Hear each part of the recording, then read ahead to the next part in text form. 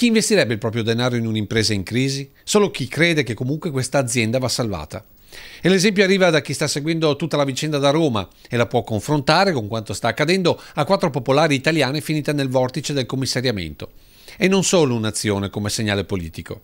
Anche più di una magari, ecco. Credo che sia il momento in cui dare un segnale di calma, di tranquillità. Io che non ho mai avuto un'azione di Veneto Banca, noi dobbiamo essere in grado di aiutare l'azione di rilancio di un istituto prezioso per questo territorio. Serve un segnale forte per evitare che con il commissario per tutti, risparmiatori, investitori e correntisti, sia una sconfitta. E non sarebbe l'unica. Non dimentichiamoci che in un momento come questo, con azioni che hanno un prezzo così basso, potrebbe anche innescarsi qualche rischio speculativo.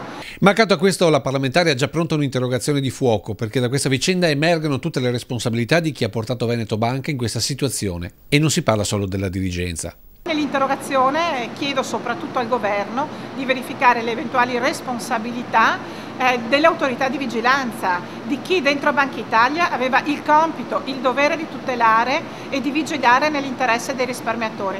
Un fronte dove molti sperano a breve l'azione concreta della magistratura, dopo l'analisi di quanto sequestrato oramai da molti mesi nelle ispezioni della Guardia di Finanza. Potrebbero esserci molti altri nomi nella lista al vaglio della procura e tra questi molti direttori di filiale che avrebbero fatto pressioni per l'acquisto delle azioni Veneto Banca come contropartita di fidi finanziamenti. Nel frattempo nuovo viaggio oggi a Francoforte per il presidente Pierluigi Bolla per definire chiaramente il percorso verso la quotazione in borsa.